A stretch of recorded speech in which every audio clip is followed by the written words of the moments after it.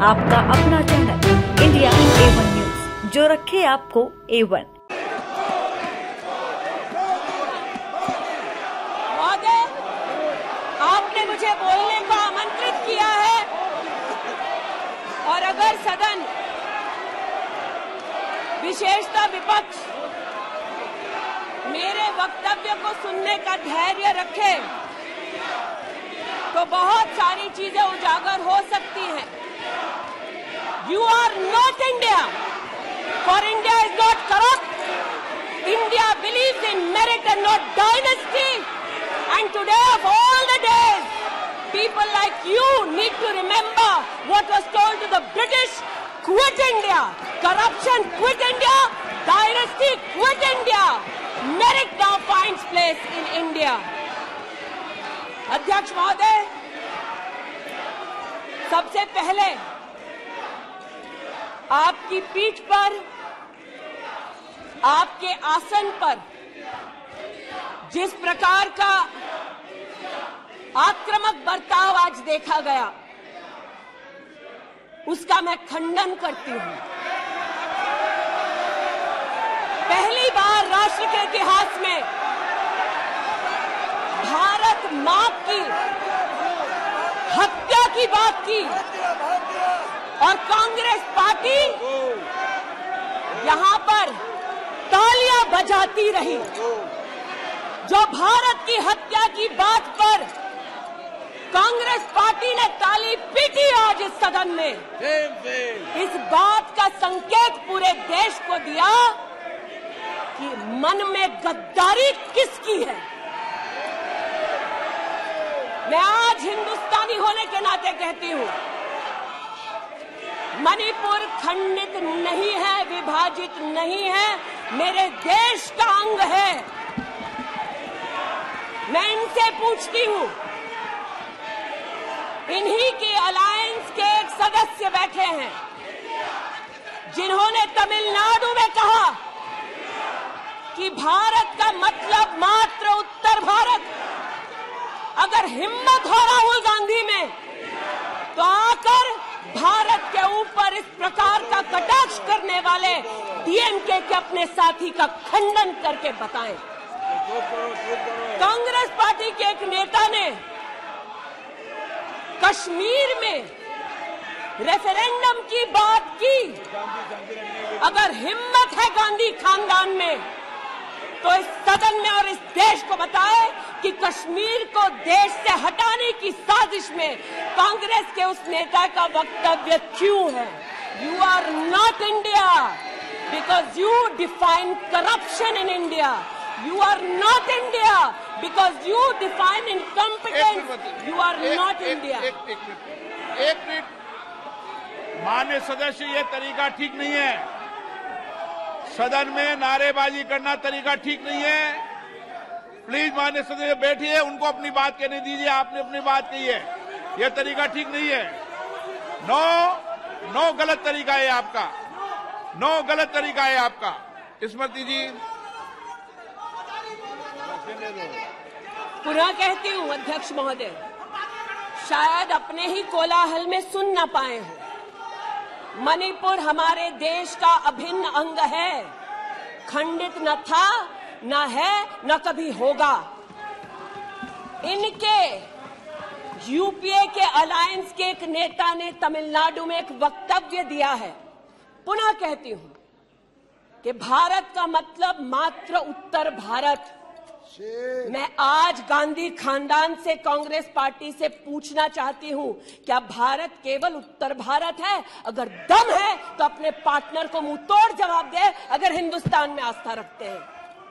कांग्रेस के एक नेता ने, अध्यक्ष महोदय, कोर्ट में जाकर वक्तव्य दे दिया कि कश्मीर में रेफरेंडम की तलाशना चाहिए संभावना। मैं आज कांग्रेस पार्टी से पूछना चाहती हूं, क्या उनके आदेश अनुसार ये वक्तव्य कि कश्मीर का खंडन हो, भारत विभाजित हो, क्या ये कांग्रेस के नेतृत्व के आदेश के अनुसार है?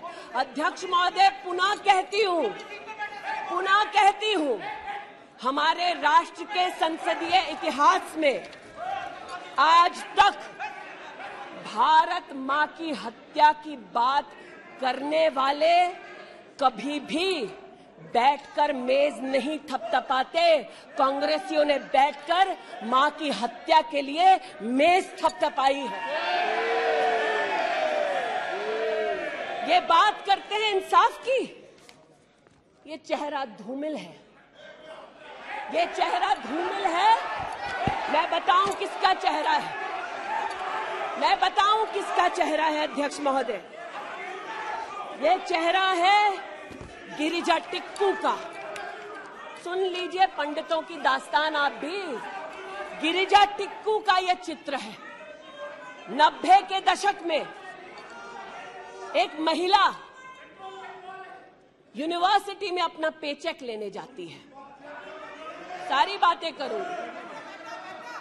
अपना पेचेक लेने जाती है, बस से घर लौटने का प्रयास करती है। उसको 5 मर्द बस से खींचकर टैक्सी में ले जाते हैं, बलात्कार करते हैं और फिर आरी से उसका बदन काट देते हैं। जब गिरिजा टिक्कू के जीवन पर एक फिल्म में एक प्रति आया, मैं आज कहना चाहती हूं कि कांग्रेस के कुछ प्रवक्ताओं ने उसको प्रोपेगेंडा कहा। सरला भट्ट, आप नहीं चाहते कश्मीरी पंडितों की दास्तान कहीं सुनाई जाए, आप नहीं चाहते वो आइडेंटिफाई हो एज विक्टिम्स। सरला भट्ट मेडिकल स्टाफ थी। 90 के दशक में उसको उसके इंस्टीट्यूट से अगवा करके गैंग रेप किया गया और सड़क के किनारे रखा गया। आज मैं पूछना चाहती हूं कि एक तरफ इनकी अलायंस के लोग हिंदुस्तान को विभाजित करने की बात करते हैं, ये आज अपने आप को इंसाफ के पुजारी बताते हैं, लेकिन मुझे बताइए गिरिजा टिक्कू, सरला भट्ट को कब इंसाफ मिलेगा? हर गली हर मोहल्ले में एक स्लोगन गूंजता था पंडितों के बीच, रलियू सलियू गलीव। पुनः कहती हूं, रलियू सलियू गलीव। आप चिल्लाना बंद करें, समझे पहले। रलियू सलियू गलीव। या तो अपना धर्म बदलो, या कश्मीर छोड़ो, या यहीं मरो। उनकी आवाज भारत की आवाज नहीं है। उनकी आवाज को आपने कभी नहीं सुना। मैं आज कहती हूं, इन्होंने कहा अश्रु बहाए, भ्रमण किया 84 के दौरान में। मुझ जैसे कई लोग देश की राजधानी में थे और किसी का वक्तव्य ना सुने अध्यक्ष जी। एक पत्रकार है प्रणय गुप्ता, उन्होंने लिखा कि सिख बच्चों को कैस्ट्रेट करके उनके अंगों को उनकी मां के मुंह में ठूसा गया। आज बोलती हूं, त्रिलोकपुरी में 30 औरतों को इकट्ठा करके चीला गांव में ले जाकर उनका बलात्कार किया। सुल्तानपुरी में एक महिला ने एफिडेविट दी है, मेरे हस्बैंड को मार दिया, बेटी को शादी से एक रात पहले उठाकर ले गए और उसका बलात्कार किया। एक 45 साल की मां ने कहा सिख दंगों के दौरान कि ना सिर्फ मेरे पति को मारा, ना सिर्फ मुझे गैंगरेप किया, बल्कि मेरे सामने मेरे बेटे पर केरोसिन छिड़ककर उसको आग लगा दी गई। और आज ये भारत की बात करते हैं। कहते हैं कि कश्मीर से कन्याकुमारी तक 130 दिन चल रहे थे।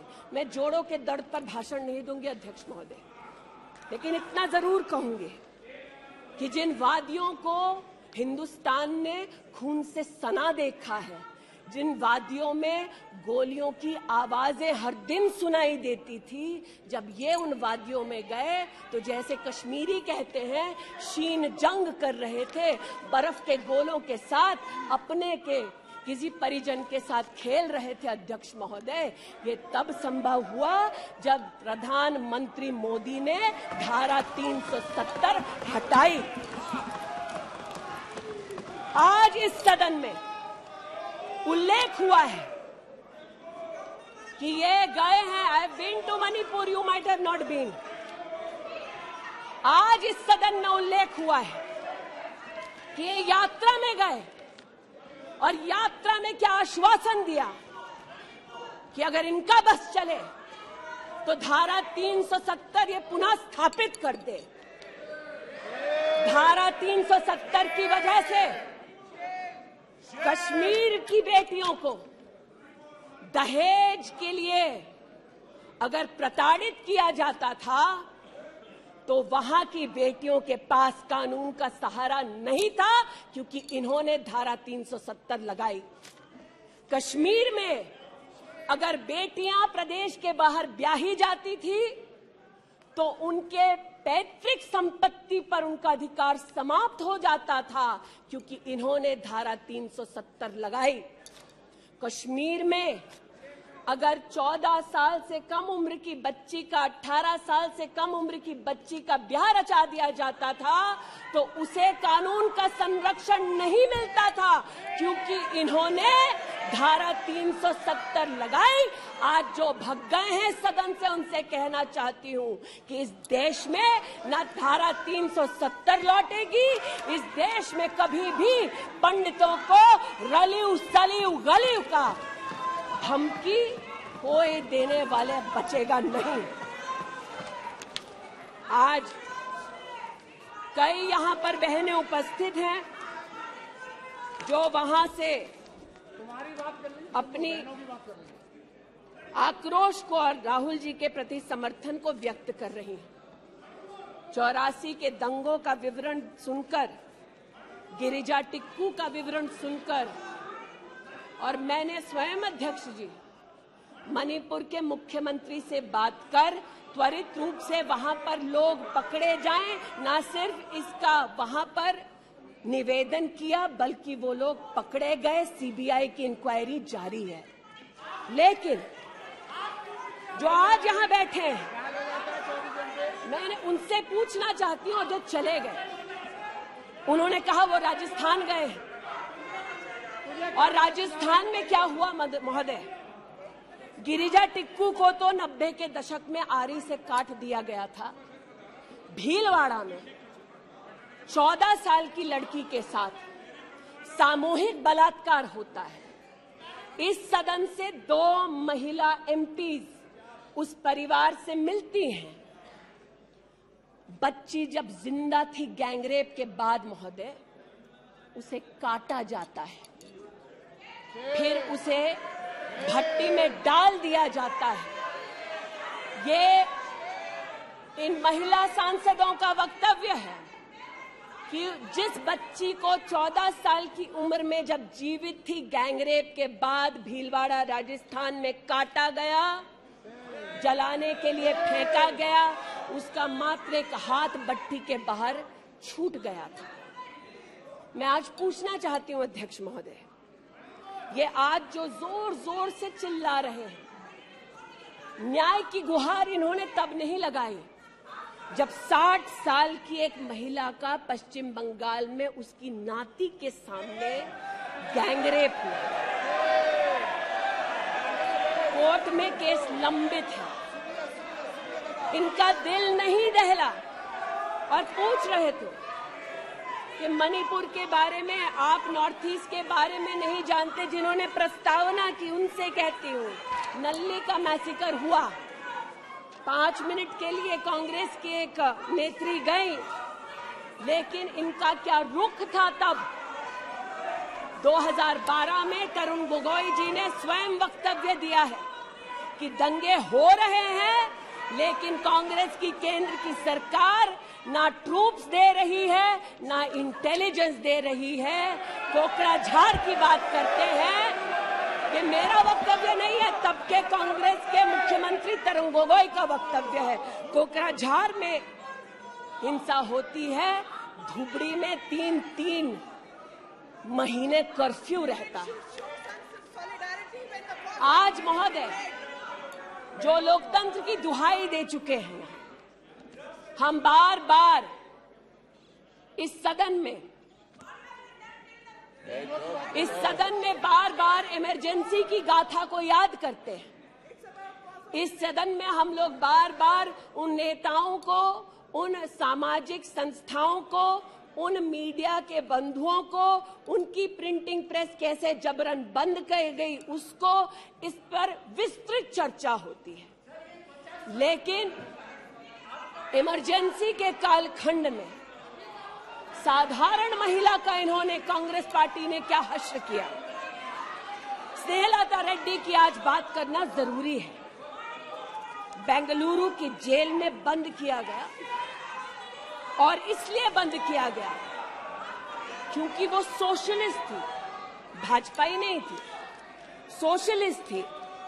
और जब बंद किया 2 मई 1976 को, तब उन्होंने अपनी प्रिजनर्स डायरी में लिखा, और मैं कोट कर रही हूं, जो पब्लिकली अवेलेबल है। As a woman comes in, she is stripped naked in front of everyone else. When a human being is sentenced, is the punishment not enough? Must the human body be degraded and humiliated? ये स्नेहलता रेड्डी के शब्द हैं, जो उन्होंने emergency के कालखंड में jail में लिखे, अपनी अचीवमेंट्स को बताते हुए। जून 6, 1974 में स्नेहलता रेड्डी लिखती है that at least I have achieved something here. I have stopped the horrible beatings the women prisoners used to get. ये कांग्रेस का इतिहास है और ये भारत की बात करते हैं। अस्थमा की पेशेंट थी ये महिला, जेपीजी को तो डायलिसिस ना करने दिया, अस्थमा की इस पेशेंट को दवा नहीं लेने दी। वो 2 बार एस्थमेटिक कोमा में गई और एस्थमेटिक कोमा में जाते जाते जब उनकी हालत बिगड़ी तो पैरोल पर उनको 15 जनवरी 77 में छोड़ा। चार्जशीट में इस औरत का नाम नहीं था और 5 दिन बाद उनका देहांत हो गया। इनका इतिहास खून से सना है और जिनकी हत्या हुई आज वो इनको कटघरे में नहीं ला सकते, इसलिए आज इस सदन में मैं उनका नाम ले रही हूं, उनके बारे में बोल रही हूं। चाहते हैं कि मणिपुर पे चर्चा हो, मणिपुर पे चर्चा करने के लिए बार बार पार्लियामेंट्री अफेयर्स मंत्री ने गुहार लगाई, बार बार देश के गृह मंत्री ने कहा, हमारे श्रद्धेय राजनाथ जी ने भी कहा कि आप मणिपुर पे सदन पर चर्चा कीजिए, हम चर्चा के लिए तैयार हैं, भागे ये, हम नहीं, भागे ये और हम नहीं। और भागने के पीछे कारण क्या? क्योंकि गृह मंत्री जब बोलने लगेंगे, परतें जब खुलने लगेंगी, तब ये मौन साध लेंगे। मौन मुद्रा का उल्लेख हुआ था, मौन थे ये लोग कई चीजों पर और आज भी हैं। अध्यक्ष महोदय, मेरे हाथ में केपीएमजी की एक रिपोर्ट है जो इनके कार्यकाल से संबंधित है, जो कहता है कि करप्शन की वजह से यूपीए की कार्यकाल में हमारे देश की जीडीपी की ग्रोथ को 9% का नेगेटिव इंपैक्ट होगा। ये अंतर्राष्ट्रीय एजेंसीज बोल रही थी, लेकिन ये चुप थे, आज भी चुप हैं। जो लोग जीरो लॉस थियरी सिखाते थे, आज उसी कांग्रेस के एक नेता को कोयला घोटाले के लिए सजा हुई है और वो चुप है। लेकिन चुप और बहुत सारी चीजों में रहे महोदय। 2005-06 में यूपीए की सरकार को यह ज्ञात हो गया था कि खुले में शौच करने की वजह से महिलाओं का बलात्कार हो रहा है। 2005-6 में इनको पता था, ये सरकारी सर्वे में ज्ञात हुआ है, लेकिन ये चुप थे। 2010 में वर्ल्ड बैंक की रिपोर्ट ने कहा, इनकी तब सरकार थी, कि स्वच्छता न होने की वजह से देश की जीडीपी पर 6.4 का नेगेटिव इंपैक्ट है। ये चुप रहे। महिला का बलात्कार खुले में शौच में हो रहा था, इनको पता था, ये चुप रहे। 2014 तक देश में केवल 39% आबादी को इन्होंने टॉयलेट की व्यवस्था सुनिश्चित करके दी। 2019 तक 100% कवरेज हुआ। 110 मिलियन टॉयलेट। ये हंसते हैं इस पे अध्यक्ष जी। शायद इनको पता नहीं है कि एक महिला के लिए दिन की शुरुआत में शौच के लिए बाहर जाना या सूर्यास्त का इंतजार करना, शौच के लिए बाहर जाना और वहां उसका शारीरिक शोषण होना, बलात्कार होना, ये कितनी बड़ी सामाजिक और क्रिमिनल चुनौती है, इस बात से इनको कोई सरोकार नहीं, इसलिए उपहास का विषय बनाते हैं। आज मुझे ये कहते हुए शर्मिंदगी है कि मैं यहां पर कह रही हूं कि खुले में शौच करने वक्त औरत का बलात्कार होता है, ये उपहास उड़ा रहे हैं और महिला उपहास उड़ा रही है। शायद यही लक्षण है कांग्रेस मिथ अलायंस के कि औरत का बलात्कार हो तो ये हंसे, भारत मां की हत्या की बात हो तो ये यहां पर तालियां पीटे। ये कांग्रेस का लक्षण है। इनकी प्रस्तावना के वक्त ये कहा गया कि हम बात करेंगे मात्र एक व्यक्ति से, हम किसी मंत्री से बात नहीं करेंगे, क्योंकि मंत्रियों की कार्यशैली पर इनको चर्चा नहीं करनी। और शायद सच भी है, इनका अपना अनुभव है कि इनके यहां पावर का केंद्र बिंदु एक था। यहां पर फर्क यह है कि हम सब कलेक्टिव रिस्पॉन्सिबिलिटी के भागीदार हैं। इसलिए आज जब गजेंद्र शेखावत जी के मंत्रालय की ओर से टॉयलेट की व्यवस्था होती है तो मैं एक महिला सांसद और नागरिक के नाते इनका भी उतना ही अभिनंदन करती हूं जितना कि प्रधानमंत्री जी का। जल जीवन मिशन महोदय, हमारे देश में जब इनकी सरकार थी तो मात्र 3 करोड़ परिवारों तक नलके से पानी पहुंचता था। अब 2019 का आंकड़ा कहता है कि आपने तब तक 9.5 करोड़ तक पानी पहुंचाया और अब लगभग 19 करोड़ 40 लाख और 12 करोड़ 40 लाख तक आपका पानी नलके से पहुंच चुका है। लेकिन इनको इससे भी सरोकार नहीं कि अगर टॉयलेट बना, महिलाओं का शोषण कम हुआ, देश की साधारण महिला का सम्मान बढ़ा, तो इनसे इनका कोई सरोकार नहीं। स्पष्ट है, गरीब के घर में नल से जल पहुंचा तो कांग्रेस का उसका कोई सरोकार नहीं। ये स्पष्ट है और सही है। हमारा सरोकार है, देश हमारा है, सेवा हमारी है। आज ये उत्तेजित है कि मैं इस सदन में मंत्रिमंडल के अपने कई सहयोगी साथियों का वर्णन करती हूं। एक ऐसी महिला मंत्री का वर्णन कर रही हूं जो वर्तमान में नहीं है। जनधन के माध्यम से 23 करोड़ महिलाओं का बैंक का खाता खुला। ये इनके लिए कोई मान्यता नहीं रखता, ये मुझे स्वीकार है, ये हमारे लिए अहम है।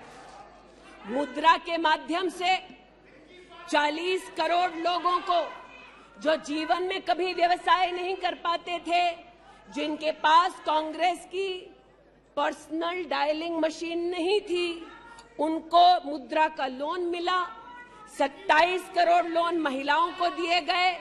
महिलाओं को अपना व्यवसाय शुरू करने के लिए 23 लाख करोड़ रुपया सैंक्शन किया गया मुद्रा के माध्यम से। इनका उससे कोई सरोकार नहीं। 8 करोड़ नौजवान हमारे राष्ट्र के इतिहास में फर्स्ट टाइम एंटरप्रेन्योर्स बने। इनका उससे कोई सरोकार नहीं। 1,80,000 अकाउंट्स में स्टैंड अप इंडिया का 40,000 करोड़ का पैसा दिया गया। 80% महिलाएं। एक मिनट प्लीज। क्या तरीका है? वह अपनी बात कह रही है, तथ्यों के आधार पर कह रही है। आपको खंडन करना है तो आप बोलना, जब तथ्यों के आधार पर करना। गलत बात ये। नो गलत। माननीय मंत्री जी की अनुमति से सर मैं पुनः बोलूं तो जैसा कि मैंने कहा, महिला का अगर आर्थिक सामाजिक उत्थान होता है तो इससे इनको कोई सरोकार नहीं। सेल्फ हेल्प ग्रुप की बात करते हैं। जब इनकी सरकार थी तब मात्र 19 लाख सेल्फ हेल्प ग्रुप्स को इन्होंने 80,000 करोड़ का लोन दिया। हमने 9 करोड़ महिलाओं को 5 लाख करोड़ की आर्थिक व्यवस्था करके दी देश के सेल्फ हेल्प ग्रुप में। यह हमारा अभिमान है। जो आज महिला के बारे में चर्चा कर रहे हैं, टोका-टोकी बंद करो सर। जब इन्होंने महिला संबंधित बजट की व्यवस्था की तब इनके कार्यकाल से 130% ज्यादा बजट हमारे प्रधानमंत्री जी ने देश की महिलाओं को समर्पित किया। ये हमारा अभिमान है। आयुष्मान भारत के अंतर्गत 10 करोड़ परिवारों में महिलाओं को आयुष्मान भारत का कार्ड मिला। आज तक 2 करोड़ 60 लाख महिलाओं ने हॉस्पिटल वेलनेस सेंटर में सुविधाएं ली। ब्रेस्ट कैंसर में 12 करोड़, सर्विकल कैंसर में 8 करोड़ महिलाओं ने स्क्रीनिंग कराई। इनका उससे कोई सरोकार नहीं, बल्कि इनका उनसे सरोकार है दिल्ली में, जिन्होंने आयुष्मान भारत योजना दिल्ली में लागू ही नहीं की। इनका उनसे सरोकार है। देश में मोदी सरकार में 3 करोड़ 84 लाख घर बने, जिनमें से 2 करोड़ 86 लाख महिलाओं को मिले। इनका उनसे कोई सरोकार नहीं, क्योंकि गरीब महिला लखपति दीदी बन गई। वो हमारा अभिमान है, इनका नहीं। हमारे देश में 8 करोड़ 50 लाख बेटियों ने समग्र शिक्षा के माध्यम से स्कूल में सेवा ली, मुफ्त टेक्स्ट बुक की सेवा ली।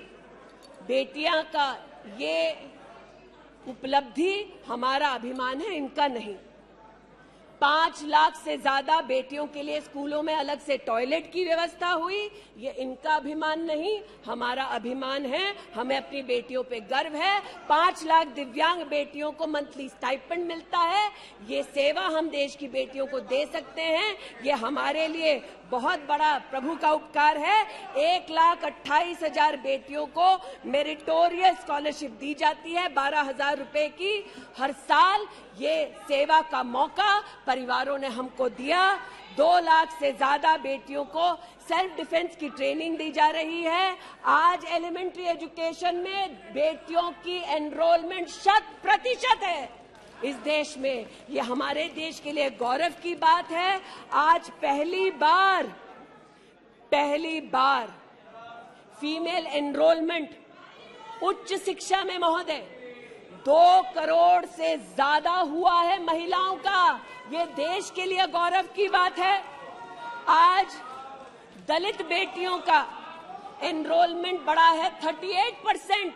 दलित बेटियों का उल्लेख करती हूँ, ये चिल्लाते हैं इनको दलित बेटियों से सरोकार नहीं, हमको है। ये हमारे लिए गर्व की बात है। आदिवासी बच्चे, लड़कियां 63% उनका एनरोलमेंट बढ़ा महोदय। आदिवासी बच्चों के साथ इनका कोई सरोकार नहीं। आदिवासी बेटियों ने हमारे प्रधानमंत्री को सेवा का मौका दिया। ये हमारे लिए प्रभु की असीम कृपा है। नॉर्थ ईस्ट की बात करते हैं तो महिला ने नॉर्थ ईस्ट में 34% की इंक्रीज हुई है इनरोलमेंट में। नॉर्थ ईस्ट के मेरे सभी साथियों को, चाहे वो सदन में कहीं भी बैठे हों, महिलाओं की दृष्टि से मैं अभिनंदन देती हूं। आज हमारे देश में महिला जो पीएचडी करती है 99.2% की वृद्धि हुई है एनरोलमेंट में पीएचडी करने वाली महिलाओं में। ये हमारे लिए हिंदुस्तानी होने के नाते गौरव की बात है। आज जो महिला शैक्षिक संस्थानों में सेवा दे रही, यूनिवर्सिटीज में, इंस्टीट्यूशंस में, कॉलेजेस में 66%, 66% उनकी वृद्धि हुई है। आप हो करते जाएं, हम तो उनके लिए बल्ले बल्ले ही करेंगे। आज मुझे ये कहते हुए खुशी है कि हमारे लेबर मिनिस्ट्री ने कहा है कि ईपीएफ में 28,70,000 महिलाओं ने अब अपने आप को सब्सक्राइबर बनाया है। आज 2017 से लेकर 22 तक लगभग 1400 महिला साइंटिस्ट को भारत सरकार की विविध स्कीम्स के अंतर्गत सहयोग मिला है। आज महिलाओं को मैटरनिटी लीव में 26 हफ्ते की पेड मैटरनिटी लीव मोदी सरकार ने सुनिश्चित की है। आज महिलाओं ने 3 करोड़ बेटियों ने, महिलाओं ने प्रधानमंत्री मातृ वंदना योजना के अंतर्गत 13,700 करोड़ रुपया अपने बैंक के खाते में पाया है। इस सेवा के लिए प्रधानमंत्री जी को आभार और बेटियों का अभिनंदन। आज हमारे देश की बेटियां सैनिक स्कूल में पढ़ सकती हैं। इस ऐतिहासिक निर्णय के लिए रक्षा मंत्री जी, प्रधानमंत्री जी को आभार। आज हमारी देश की बेटियां आर्म्ड फोर्सेस में परमानेंट कमीशन पा चुकी हैं। हमारे देश का गौरव बढ़ाने के लिए ऐसी बेटियों का आभार। आज जो महिला और महिला हक के लिए यहां बोल रहे हैं,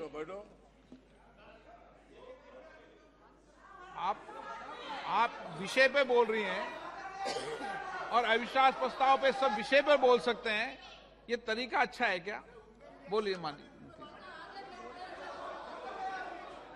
वो भी शायद मजबूर हैं, उनको भी रिमोट से डायरेक्शन आया है। इतना ही कहना चाहती हूँ कि आज एक तरफ हमारी बेटियों ने सैनिक स्कूल में, आर्म्ड फोर्सेस में अपने प्रतिभा के आधार पर देश का गौरव बढ़ाया है।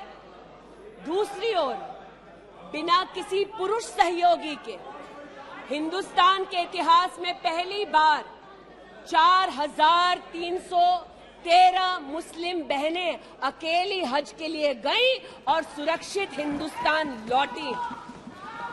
जो महिला हक की बात करते हैं महोदय, उनसे कहना चाहती हूं, महिला हक को संरक्षित करने के लिए जब हमारी सरकार ट्रिपल तलाक के कलंक को मिटाना चाहती थी, तब महिला के हक में नहीं बल्कि वोट बैंक के लालच में इन्होंने सदन की कार्रवाई को त्याग दिया था।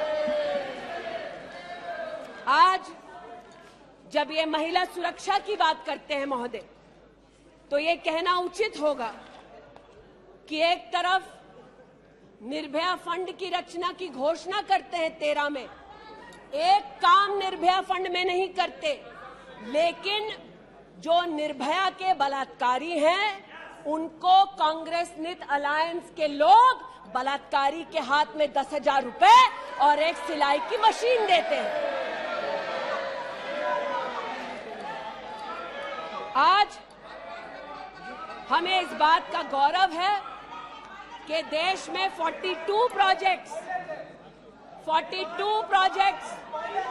5,000 करोड़ की लगभग लागत से भारत सरकार के सौजन्य से बन रहे हैं, जो महिला सुरक्षा के लिए ये न कर पाए वो आज प्रधानमंत्री मोदी कर रहे हैं। आज integrated emergency response management system के अंतर्गत देश के 983 रेलवे स्टेशन पर महिला पैसेंजर्स के लिए 2400 घंटे सुरक्षा का प्रावधान किया गया। आज कोंकण में वीडियो सर्वेलेंस सिस्टम की विशेष व्यवस्था महिला संरक्षण और महिला सुरक्षा के लिए की गई। आज चूंकि रेल मंत्री बैठे हैं, आर्टिफिशियल इंटेलिजेंस के आधार पर facial recognition system, integrated surveillance system, ये सब भारत सरकार के सौजन्य से महिला सुरक्षा के लिए प्रधानमंत्री मोदी ने सुनिश्चित की। एक बात पर मैं आपत्ति अभी दर्ज करती हूं अध्यक्ष जी, कि जिनको आज मुझसे पहले वक्तव्य देने का अधिकार दिया गया, उन्होंने जाते जाते एक अभद्र यहां पर लक्षण के दर्शन दिए। It is only a misogynistic man who can give a flying kiss to a parliament which seats female members of parliament. ऐसी गरिमा विहीन आचरण को इस देश के सदन में कभी नहीं देखा गया। ये उस खानदान के लक्षण हैं, या आज सदन में देश को पता चले। लेकिन कहां गए हैं, वहां पर क्या हालात हैं अध्यक्ष महोदय? गोद भराई के नाम पर राजस्थान में भास्कर ने लिखा है कि राजस्थान की कांग्रेस की सरकार जेब भराई कर रही है। 13 से 20 महीने का घरबाशय दिखाया जा रहा है राजस्थान में, और भारत की तिजोरी से पैसा लूटा जा रहा है। इनका सरोकार महिला उत्थान से नहीं, ये महिला के बारे में क्या सोचते हैं, इनकी क्या हरकतें हैं, इनके नेता ने जाते जाते यहां पर उसको प्रसारित कर दिया है। लेकिन इन्हें सरोकार इनके नेता को किससे है? चीन से है। तो चूंकि सब चीन में इतनी रुचि लेते हैं कांग्रेस पार्टी के नेता, इसलिए आज एक सुखद समाचार भी सुनाती हूं। चीन में 31st यूनिवर्सिटी गेम्स हुआ। 1959 से लेकर आज तक भारत को मात्र 18 पदक मिले। इस बार 26 मेडल का रिकॉर्ड हिंदुस्तान के बच्चों ने स्थापित किया। भारत मां के टुकड़े के लिए तालियां बजाते थे, भारत मां के बच्चों के लिए तो बजा दो। 11 गोल्ड, 5 सिल्वर, 10 ब्रॉन्ज। आज देश के यूनिवर्सिटी के छात्र देखें कि 31st यूनिवर्सिटी गेम में भारत का नाम रोशन करने वाले छात्रों के लिए मैं गुहार लगा रही हूं कि कांग्रेस पार्टी यहां अभिनंदन कर दे, लेकिन वो अभिनंदन से भारत के बच्चों को वंचित रखते हैं।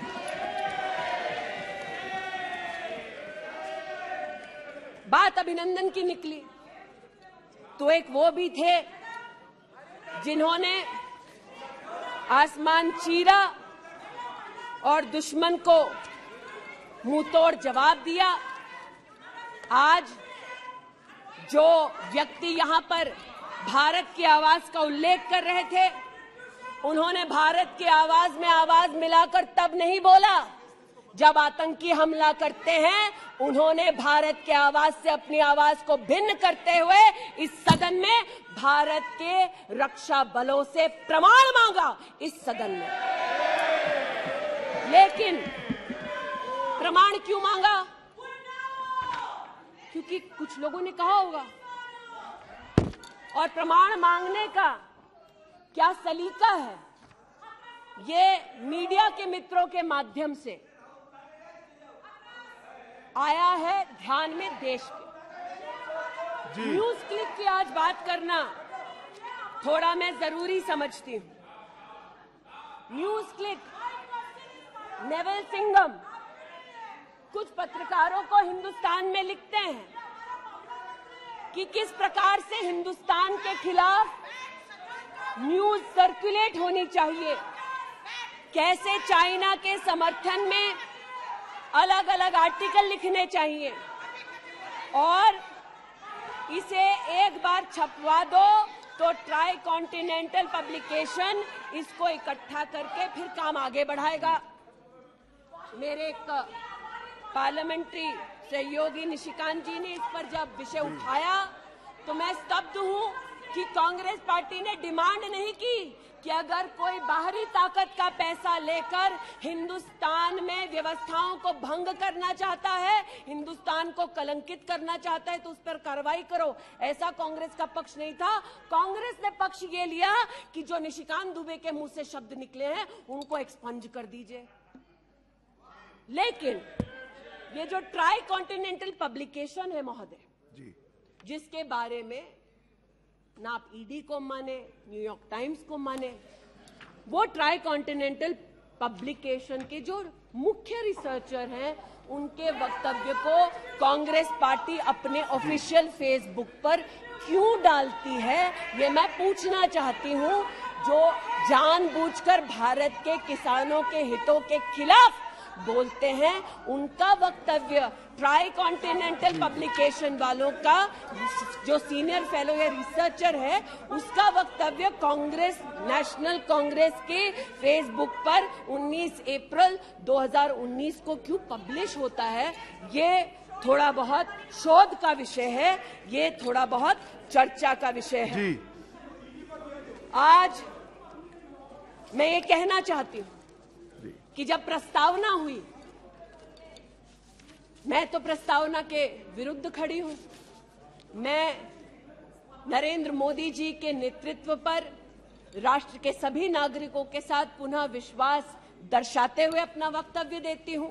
लेकिन राहुल जी ने किस पर विश्वास जताया? राहुल जी ने विश्वास जताया मुस्लिम लीग पर। कहा सेक्युलर पार्टी है। शायद राहुल जी ने ना पढ़ा हो कि 80 के दशक में मुरादाबाद में 83 लोगों को मारने वाली मुस्लिम लीग, राहुल जी को बताना पड़ेगा सेक्युलर कैसे हुई। राहुल जी को आज जवाब देना होगा कि वो राष्ट्रभक्ति की बात करते हैं तो क्या जेएनयू में जाकर जब भारत तेरे टुकड़े होंगे का नारा दे रहे थे वो राहुल गांधी की देशभक्ति थी? राहुल गांधी को आज जवाब देना होगा, है तो नहीं। उनको आज जवाब देना होगा। जिस अफजल गुरु ने इस संसद पर हमला किया, उस अफजल गुरु के संरक्षक समर्थक को कांग्रेस पार्टी ने अपने पार्टी का नेता बना दिया, जिसने कहा यह राहुल गांधी की देशभक्ति है। राहुल गांधी की देशभक्ति आज बताती हूं। इन्होंने, घबराइए मत, आप ही की नेता बोलकर गए हैं, घबरा क्यों रहे हैं? बैठिए, आराम से बोल रही हूँ। जरा संक्षेप कीजिए। मैं पुनः बोलना चाहती हूँ अध्यक्ष महोदय, बहुत सारे व्यवधान आए, अब राहुल जी की बात चली है तो कृपा थोड़ी सी कर दीजिए। दोबारा कहती हूँ, क्या बोले हैं और क्या बाहर बोले हैं। देश के बाहर गए तो कहा आइडियाज ऑफ इंडिया कॉन्क्लेव में that there is going to be a Mars upsurge. India has massive amount of polarization. ये राहुल गांधी के शब्द हैं। इसका मतलब राहुल गांधी ने विदेश में जाकर कहा हिंदुस्तानी सौहार्द की भूमिका में नहीं रहते। राहुल गांधी ने कहा कि हिंदुस्तानी भाईचारे में इतना विश्वास नहीं करते because there is a massive amount of polarisation. और राहुल गांधी ने कहा there is going to be a mass upsurge. Now the question is, how can the opposition effectively use the upsurge to change politics? मतलब उन्होंने कहा कि देश में उथल पुथल होगी। मैं स्पष्ट करना चाहता हूं, विपक्ष इस उथल पुथल को कैसे इस्तेमाल कर सकता है, ये मैं सोच रहा हूं। फिर उनका शब्द है, देश में केरोसिन फैला है, हमें एक चिंगारी की जरूरत है। आज पूछना चाहती हूं, माचिस ढूंढते ढूंढते राहुल गांधी कहां गए? अमेरिका गए? तंजीम अंसारी के साथ, जो पाकिस्तानी इमाम जावेद अहमद के साथ ताल्लुक रखते हैं, अमेरिका में अपने कार्यक्रमों को उनके साथ करवाया। राहुल गांधी, मिन्हाज खान, जो हिंदुस्तान के खिलाफ आवाज बुलंद करते हैं, उनके साथ उन्होंने मीटिंग की। आज जो लोग इस देश में एस्पियोनाज के लिए पकड़े जाते हैं, उनका राहुल गांधी ने जाकर विदेश में समर्थन किया। वे तब से अडानी अडानी कर रहे हैं, तो अब थोड़ा मैं भी बोल दूं। फोटो मेरे पास भी है। इतना ही खराब है तो जीजा जी उसके साथ क्या कर रहे हैं? तो निशिकांत जी सही कहा, किसी को सेट करो, किसी को भेंट करो। पूछना चाहती हूं, 1993 में मुंद्रा पोर्ट में कांग्रेस की सरकार ने अडानी को जगह दी। तब प्रधानमंत्री कौन थे? कांग्रेस के थे। वित्त मंत्री कौन थे? मनमोहन सिंह थे। अडानी बोल रही हूं। यूपीए के कार्यकाल में अडानी को इन्होंने 72,000 करोड़ का लोन दे दिया। क्यों दिया? राजस्थान में 60,000 करोड़ से ज्यादा का समझौता कर लिया गहलोत जी के साथ। 20,000 एकड़ जमीन ले ली। क्यों किया? केरल में कांग्रेस की यूडीएफ सरकार के साथ पोर्ट का काम क्यों दिया? महाराष्ट्र में जब कांग्रेस के पास सत्ता थी, तो फिर कांग्रेस ने अडानी को पोर्ट का काम क्यों दिया? बंगाल में हल्दिया पोर्ट का काम अडानी को क्यों दिया? छत्तीसगढ़ में कांग्रेस पार्टी ने अडानी को काम आदिवासियों ने मना किया, फिर भी क्यों दिया? अब इसमें बेटा कितना सेट होगा, दामाद को कितना भेंट होगा, हम क्या जाने। लेकिन आज अरे दामाद का मामला है, बैठ जा भाई। दामाद आपका नहीं है, जिनका है वो नहीं चिल्ला रहे, आप क्यों चिल्ला रहे? बैठ जाइए भाई। जिसका है दामाद वो नहीं चिल्ला रहे, आप क्यों चिल्ला रहे? बैठिए। अरे बैठ जाइए, बैठ जाइए, बैठ जाइए, बैठ जाइए, बैठ जाइए। कोयले घोटाले में पकड़े गए, 2G में भी पकड़े जाएंगे। बैठ जाइए प्लीज। आप बताइए, इस पूरी बला की जड़ मौत है। पूरी बला की जड़ परिवारवाद में, और परिवारवाद की राजनीति की जड़ कांग्रेस पार्टी में है। इनके अलायंस के लोग चारा खाते हैं, ये उनके घर मटन खाने चले जाते हैं। इनके अलायंस के लोग रेल की नौकरी के लिए गरीब की जमीन खाते हैं, जाके वो उन्हीं लोगों को गले लगाते हैं।